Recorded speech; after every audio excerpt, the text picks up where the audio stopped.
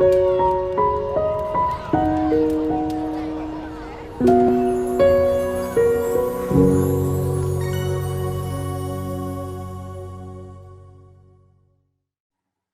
right, everyone, welcome. We are so glad to see your faces and people this morning. Um, Once again, this morning, we're going to talk about the procedural safeguards and the eligibility categories. My name is Anna Zerfis, which most of you know by now after all of our time together. I'm from Stone Soup Group, and I'm the parent navigator for Fairbanks, as well as the statewide MAP Mentor Program Coordinator. My co-teacher today is Terry Manning from the Fairbanks North Star Borough School District. She is the Special Education Development Coordinator, and I actually got that out without jumbling it, Terry. Good job. Yeah. So we are really glad to have you today. Okay. So what are procedural safeguards? You know that if you have a kid in special education, they have you sign that little box that says that they've given you the procedural safeguards. And it's usually a little booklet. In the Fairbanks area, it is currently what color, Terry? Green. Okay, so they changed the color of the booklet based on the edition, and currently the ones in Fairbanks are green. It's usually a booklet about a quarter of an inch thick, and it's pretty dense. So we're here to demystify it today. Procedural safeguards are basically the rights and responsibilities of children with disabilities and their parents, the rights and responsibilities of the school district, and it is understandable written notice in the parents' native language. Because we do have such a diverse populace in Alaska, that is very important.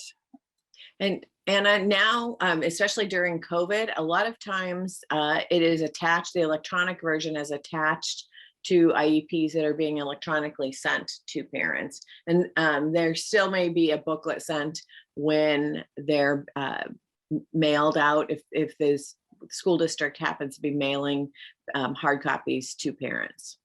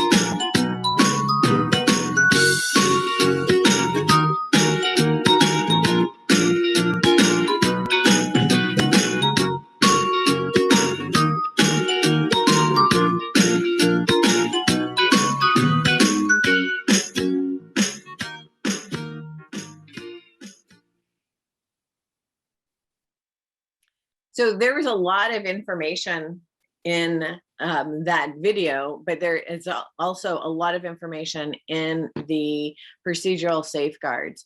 And it really is to inform parents of what their rights are and what to do if you have a question or a concern, and a mechanism in which to try to get some remedy and get support to help mediate between you and the school district if need be. Of course, we're always hoping that there's a conversation happening between parents and the school district if there are concerns, so that it can be resolved. But we know that sometimes support is needed. So let's say that your child has been evaluated and you've gone to an eligibility meeting. You have a right as a parent to obtain what we call an independent educational evaluation, or you'll hear them say IEE. So what that is that you're requesting that you want more evaluation done in certain areas that the district has already done testing. Sometimes it could be that you're disagreeing with the results, and you'll talk to the school district and they may have somebody within the school district test again, if that's okay with you. But if you say that you want somebody independent of the school district to do it, then you would get information from the school district about the process and where you would obtain that further evaluation and in what specific areas. So let's say that you have concerns about academic testing because your child was suspected of having a learning disability, then you would ask for an evaluation depending on which one you're concerned about, either the cognitive and or the academics. So you follow the school district's criteria in terms of who to contact. You contact that agency, and then there is a memorandum between the school district and the agency, and the school district pays for it. So let's say you disagree, but then you decide, I want somebody else to do the evaluation, and you're in Fairbanks and you get somebody in Anchorage, but you didn't go through the school district and the process as for setting it up, then there's a really good chance that that would not be covered by the school district. So you want to make sure, when I say the school district, it's any school district.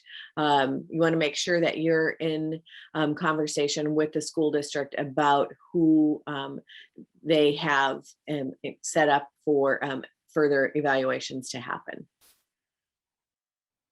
So also we're talking about transfer of rights. So at the age of majority, so when a student becomes 18 or legally emancipated, then they're their guardian.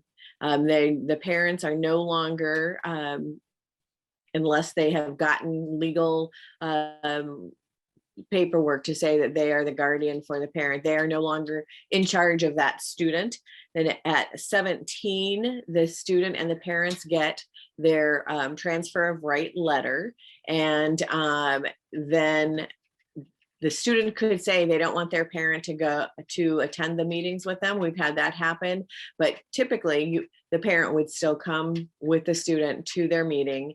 There's some new legislation out, and it's new, so I can't give you all the details about if you've got a student who is severely impacted, there may be a process that does not have to be legal. So just watch for that. But for right now, it's if the student is 18, they're considered their own person, and the parents don't have guardianship. So when that transfer of rights happens, then the student is the one who becomes the decision maker. So keeping that in mind and planning for that is really important for parents. So confidentiality of information. So in the folders for your child, there's going to be personally identifiable information. And so you have the right to respect that.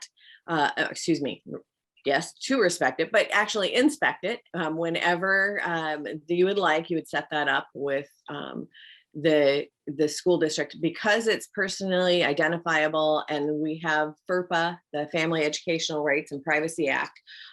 Only certain people can access that. So you can do that. You can review the records. You can give consent for somebody else to review the records. And then you have the right to expect that once you ask for the ability to look at the records and to get support in interpretation and understanding what's going on, then it should be within a reasonable amount of time. So if you call on one day and you want to see the records, there may not be somebody available to do it, but usually within a couple of days, there's somebody available to sit down with you regarding that information. I actually heard a speaker talking about FERPA, and she compared it to HIPAA, which is the Mhm. Medical Privacy Act. So FERPA is the Educational Privacy Act. So if you think of it in that respect, not everybody can look at your kids' educational records, just like not everybody can look at your medical records. So you can request for copies also. That should never be a problem to get copies of your records. And then again, having somebody else look at it for you. And then you will also get a notice of destruction of information. So at 5 years after a student leaves a district, they can destroy records. So you would get a letter saying in 45 days, we're looking at destroying these records. Would you like a copy of them? So if you get that letter, responding to that is important. Especially if you want to keep them. Yes. So this video specifically talks about Utah, but in Alaska, you can file with the school district and or the Department of Education.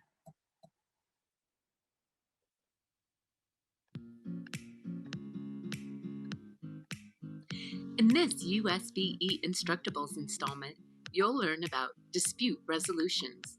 We'll cover the key of communication and options parents have to find a resolution. Sometimes school staff and parents of students with disabilities disagree on services or what should be in a student's individualized education program, or IEP. Parents and school staff are members of the IEP team, and even though decisions are made by consensus or general agreement, the rest of the team may reach decisions that you do not agree with. In those situations, there are several steps you can take to resolve the disagreement. Let's walk through those steps. The first thing you should do is let your student's special education teacher or principal know about your concerns. This is the easiest and fastest way to resolve an issue. If you have an in-person conversation, follow up with an email, as this creates a record of the conversation. Make sure your messages are polite and factual, which is important for building and preserving a good working relationship with your student's school team. If direct contact with your school doesn't seem to work, contact your school or district special education director. If your concerns still have not been resolved, you may consider contacting the Utah State Board of Education Special Education Dispute Resolution Department. Specialists can help you understand the rights described in your procedural safeguards notice and the dispute resolution processes that are available to parents and schools. One of the services you can ask USBE to provide is an IEP facilitator for your next IEP meeting. This is helpful whenever you have specific concerns about your student's IEP or when IEP team members disagree about IEP decisions. A facilitator is a trained neutral manager of the IEP meetings. That means that they are not on anyone's side. They are there to help you and the school staff come to a resolution. The facilitator will create an agenda that is agreeable to both sides. and they will ensure that all IEP team members get a chance to speak during the meeting. The facilitator guides the meeting and focuses on constructive conversation, collaboration, and problem solving. The structure and guidance a facilitator brings to the IEP meeting often helps parents and school staff come to an agreement. USBE provides facilitators at no cost to the parents or the school. Another option you can also ask for is mediation with the school. The mediator will help the parties identify their main concerns, brainstorm possible solutions, and reach compromise. Conversations during a mediation session are confidential. The goal of mediation is for the participants to sign a written agreement that resolves the dispute and describes actions both the school and family will take moving forward. Mediation is also provided by USBE at no cost to the parents or the school. If you believe the school has violated a requirement of the federal or state special education laws, you may file a formal written state complaint with USBE. Your complaint must explain how you think the school has violated your students' rights under the Individuals with Disabilities Education Act. You must also share facts to support your claims and suggest ways the school could resolve your concerns. USBE will investigate your complaint by reviewing your students' education records, other evidence you and the school provide, and talking to you and school staff. USBE will issue a written decision within 60 days. If USBE determines the school did not follow the law, it will order the school to complete certain actions to ensure the law is followed moving forward. These actions could include providing services that should have been provided but weren't, providing additional training to staff, or monitoring to make sure special education laws are being followed school-wide. Finally, you can request a due process hearing. A hearing is the most formal dispute resolution option. It is conducted by a hearing officer appointed by USBE, who considers the information from both sides and makes a decision about the dispute. At any point in the dispute resolution process, you can withdraw your complaint or hearing request if your concerns are resolved in another way. You can also participate in mediation after a state complaint or request for a due process hearing has been filed. You can seek information and general advocacy services from the Utah Parent Center. The Disability Law Center supports parents and students in accessing their special education rights. USBE is committed to helping teens resolve. Okay, so looking at those options, which are really good options if schools and families can't come to agreement, when we're looking at the complaints and due process and the administrative complaint. Oh, did I jump ahead of you, Anna? Nope, sorry, I went back. So we're looking at when we're looking at a complaint, anybody can file a complaint regarding something happening in a school district or regarding with special ed or regarding a specific student. So somebody could file a complaint with the department regarding your child and you not be involved with that complaint. So, and it's usually resolved within 60 calendar days. And we look at calendar days and school days. So it's counting the weekend. So it has to be resolved within those 60 days. But no, you need to know that only you or a school district can file for a due process hearing.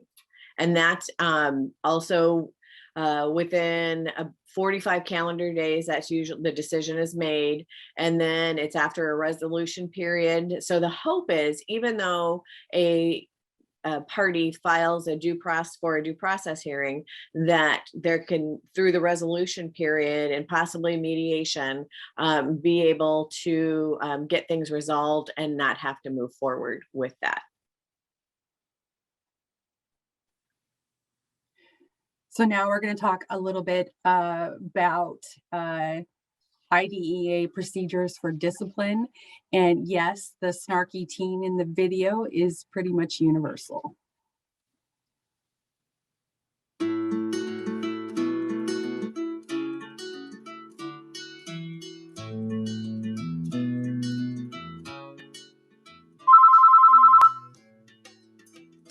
Mrs. Johnson, this is Mrs. Betancourt, the principal from Anna's school. I'm calling to let you know that Anna was in a fight at school today. No one has been seriously hurt, but I'm going to have to suspend her. We need to meet and discuss this because it is required by law. Oh, no. I'll be right there.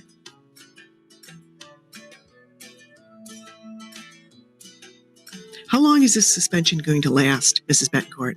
Anna has already been suspended twice this year. 4 days. Anna, what happened?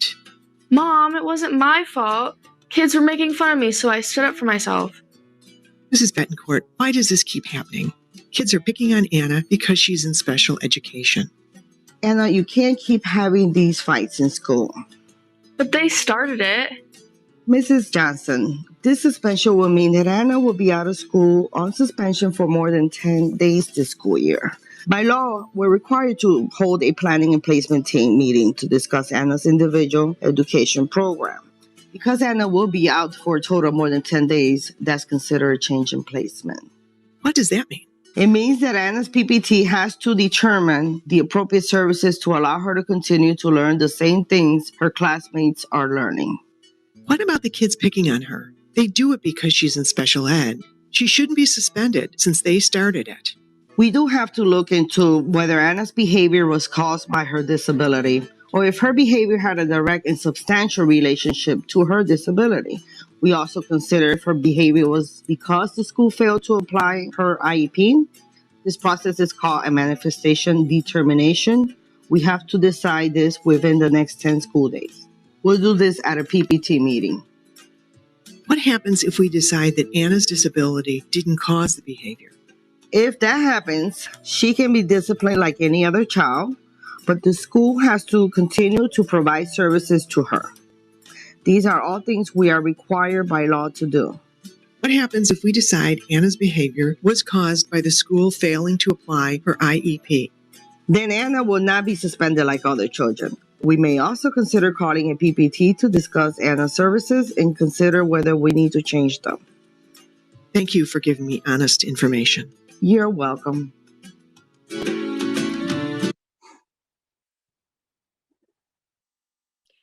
Then we're going to go on to private school placement.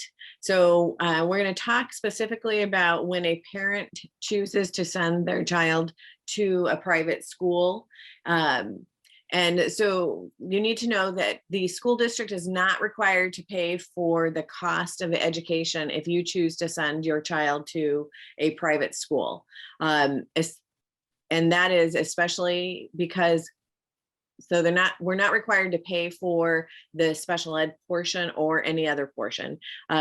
If the free appropriate education was made available to your child, you have the right to do that placement in a private school and facility, but private schools do not have to provide special education services. The school district that for wherever that private school is located does have the responsibility of providing services to a student who qualifies, even if they attend a private school. So your child could attend a private school, but then for services, go to their local school and receive services there. So we're not required to go to the school to provide services, but the student may receive those services at their local school. And so if you decide that you're going to place your child in a private school setting, and you feel like the school did not provide services when they should have, and it goes to a hearing officer, then the hearing officer could find that the there is reimbursement required because FAPE was not provided. That free appropriate public education was not provided. So then they may say that the school district would be required to provide some reimbursement. But just note too that there are limitations to the reimbursement, and if it happened to go that far, that information would be provided to you from the hearing officer. So now we're going to talk a little bit about special education categories and find a little bit more about them and who uses them and what they entail. Eligibility in Alaska is that the child must experience a disability that meets one or more of the Alaska eligibility criteria. The child's educational performance must be adversely affected, and the child must need specially designed instruction and/or related services like OT or PT. We did talk about this a little bit in our last IEP session when we talked about whether or not a child with a disability will be found eligible for services if this child is not actually struggling. And that is something that's really important, is that not every child with a disability will be eligible. It all depends on whether or not they're being adversely affected in their education. So some of all of the special education categories, we have 13 categories. While their IDEA has 13 categories and Alaska has 14, and some differences in language.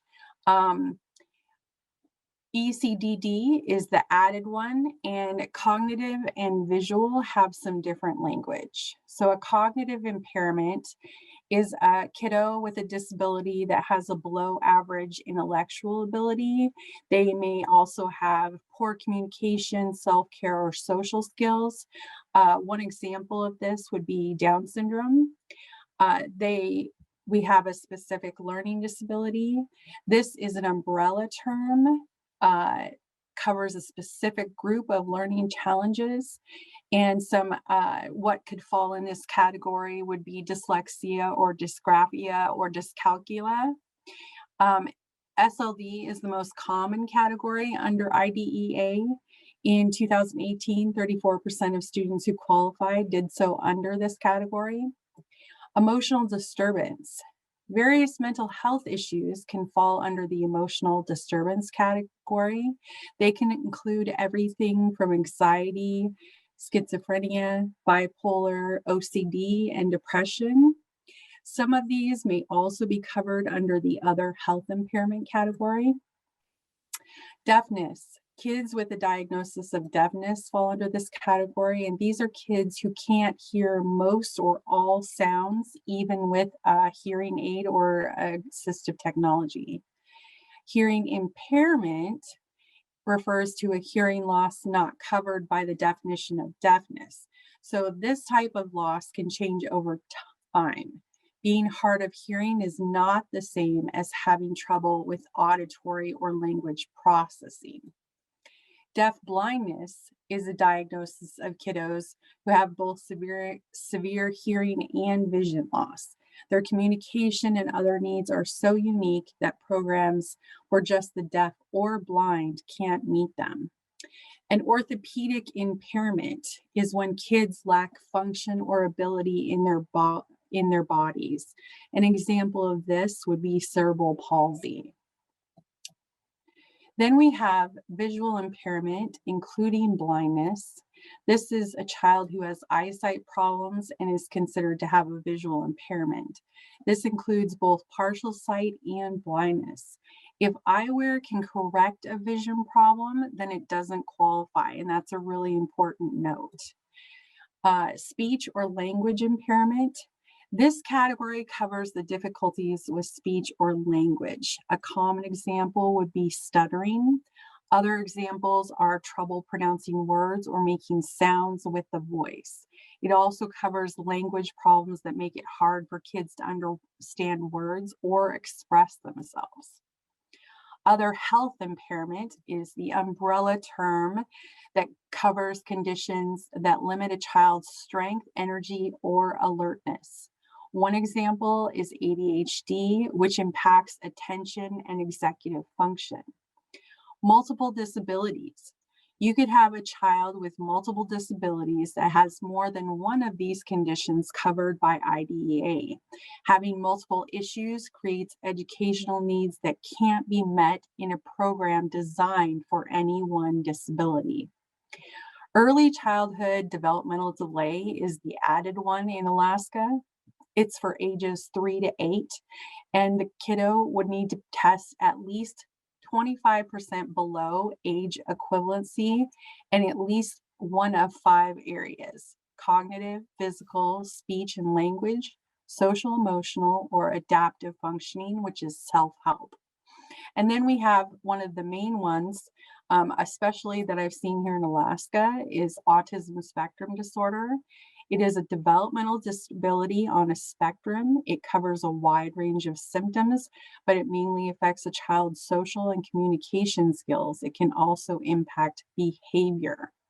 Another one that's really important, especially now as we start talking about sports injuries, is traumatic brain injury. More people are coming to understand that concussions, even simple ones, can have dramatic effects on people, as me and Terry can both personally tell you. This is a brain injury caused by an accident or some kind of physical force. It is not one that you are born with. Does anybody have any questions about the eligibility categories? So I do have a question for the group.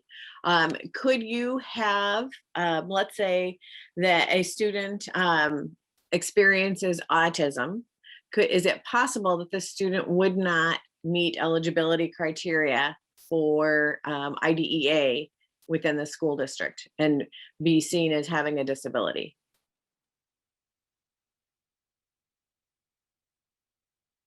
Yes. So that's oftentimes where, thank you, Drew. That's oftentimes where you find that there can be concerns that parents have because their child may have a disability, a medical disability, or medical condition that expresses itself as a disability, and they feel like their child needs to have services at the school. But there's 2 prongs to it. So you have to have a disability or meet the criteria for a disability under IDEA and then need specially designed instruction. So a student could have autism and at that particular point in time not need specially designed instruction. A student could have ADHD but not meet the second part of that of needing specially designed instruction. So oftentimes that's where IEEs will come in, where a parent may want, for somebody else to do testing. Those were bad examples for the IE. Looking at a learning disability would be where several parents have wanted further evaluation to determine whether or not the scores were correct and that the testing represented what their child's level of functioning is. When we're looking at learning disabilities, Anna was talking about dyslexia and dysgraphia, and we don't use those terms specifically. We use reading disability, math disability, writing disability. And just because a student has issues in those areas, it doesn't mean that they don't need support, but we have very specific criteria for students to become eligible for services. So as you're going into this with your child, knowing that, finding somebody to help you work through that, somebody like Stone Soup Group and Anna, being able to have that extra support is always, I feel, important. When you're going into a meeting and talking about things that are as emotional as this could be, I know when my parents are going into a doctor's appointment, I go and take notes because they can't always hear or remember what's being said. So having somebody with you, just letting the school know, is really important. So I would always encourage that. And it's not, I don't see that as adversarial. I see it as being supportive, and everybody needs support. And another thing to remember is that some of these can change over time. So a kid who has autism could have early intervention and could have all these services as a kiddo, and then go into kindergarten and be at grade level and be doing good cognitively, to be doing good socially. And then by 5th grade, he's fallen behind again. So at that point, then there would be another evaluation to see if they would then qualify for the IEP, which they didn't mean for the past 5 years, you know. And that can also be applied to some of the other disabilities, especially traumatic brain injury, because traumatic brain injury symptoms can roll out over a period of time, and you won't know what they are until they come. So it could be, you know, in the beginning, you're just fine, but then over the course of 6 months, you start to exhibit symptoms that weren't seen before the head injury. So that's something to remember, is that even if your kiddo doesn't have an eligibility right now, it doesn't mean that they might not need it later and that you are stuck. It's not something that is static. It's very dynamic, shifting and changing depending on your child's needs. Those of you who have children in receiving services, do you have any suggestions for the rest of the group on how to handle situations when you're in disagreement with the school district? It's a really emotional time. So it's always nice to have a toolkit of strategies on how to deal with others when you're not in agreement. So we had a couple of suggestions in one of the videos about you're definitely having an email to be able to have your written trail. You want to have your written trail, but then what should go in that email about them being polite and being factual. And you should, as a parent, expect that from the school district also in communications, that it's, yes, an emotional time, but everybody deserves the respect that they should receive. And one other thing that Stone Soup Group offers is that we do have a resources page on our website, and it actually has like tip sheets and template letters to discuss things with the school district, so that you don't have to come up with language all by yourself. We have also included in this presentation a page of resources, and this will be going out as a slide deck, so you'll have access to all these resources. And then we will include some more slides on the due process and administrative hearing pages as well, so you have a little bit more information about that as well. And if you are in need of anything, we also have a special education handbook that Stone Soup Group has condensed down from the big, huge law. And so it can be very helpful, especially when it comes to the acronyms, as special education is very full of, as we all know. I do actually have kind of a dictionary of acronyms. So if any of you are interested, you can always let me know and I can send that to you. That can be very helpful when dealing with all of the educational and disability world. So if you have any questions, please let us know now. Hey, Anna, Drew put in the chat that she's not had a disagreement with the school district, but always maintained positive communication with her son's case managers. And I think even though we're talking procedural safeguards, that we cannot stress enough that is the key, is that positive communication between family and schools, because really everybody's purpose is to make sure that the child gets their needs met. And so being able to maintain the relationship between the adults so that the students' needs can be met is really important. So thank you, Drew, for bringing that up. I have a comment. So my kids have been out of the school district for a very long time. They're both in their early 30s. But I definitely had some disagreements along the way. And one of the things that for both of them, and so one of the things that I learned pretty quickly was I became pretty good friends with, and I don't know if they have them nowadays, but it was the autism expert for the school district back in the day. And this person would oversee several different schools. And so that was kind of my go-to person on any concerns I may have. And she kind of helped, give me the lay of the land, if you will, on the different choices or what I could do, what my choice, versus going and digging into the books and figuring out what I need to do, what my rights were, Does that sound what like my child's rights were. And so that helped me just like tremendously. Does that sound like the ABLE program?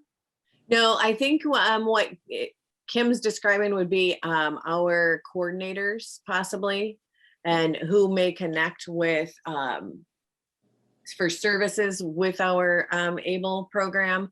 But I think that sounds like a coordinator in our district that can help explain things.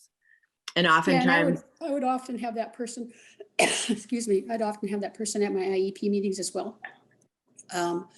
And so she was just, that person was just a godsend, and helped me through a lot of different questions that I had throughout the, from kindergarten to the ASAC program. Because she was able to help as that translator.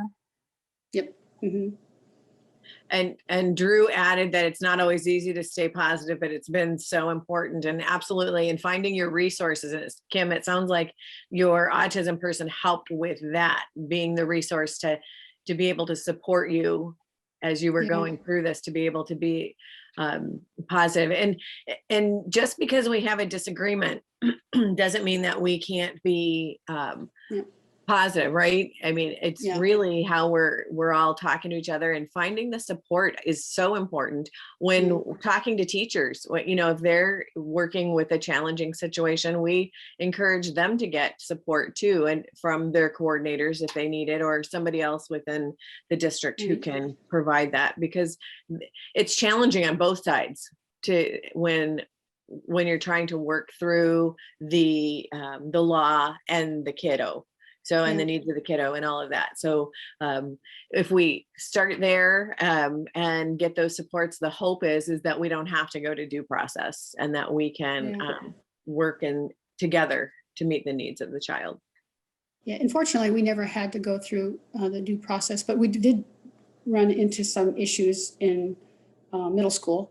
And so, that clip reminded me of it when the girl was getting into a fight, and there was some problems we ran that were similar to that, where my son was being teased, and it caused some problems all around, so, but the whole team came together and looked at the situation and, what we could do, because he kept, at that point, they kept just suspending him to me, it looked like an easy fix for them.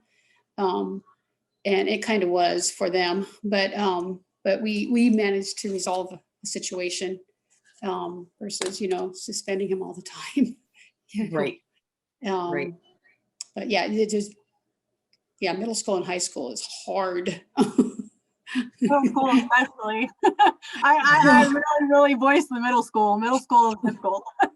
I think it's hard anyway for anybody, but you throw special needs in there and oh, good Lord, so if you have somebody kind of on your, if you're working, like Terry said, with the whole team and trying to resolve what it is that's going on and, take the appropriate actions, Yeah. Thank you for sharing both Kim and Drew, the strategies, because it is important. And again, I can't reiterate enough, support.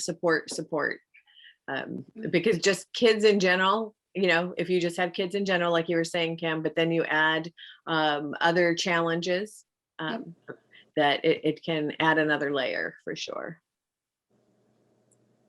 Something in the chat where she says, I think it's been easier over the years because we are still continuing the plan. And that is so true. And it's nice when you can have that continuation and everybody's on the same page and feels comfortable making those tweaks as needed. to as the child grows. Definitely the needs, they still have their needs, but they, I think, are a little unique to each grade level, whether it's elementary, middle school, or high school, or when they're in their 18 to 22-year-old program, for sure. Okay, everyone, take care and stay warm.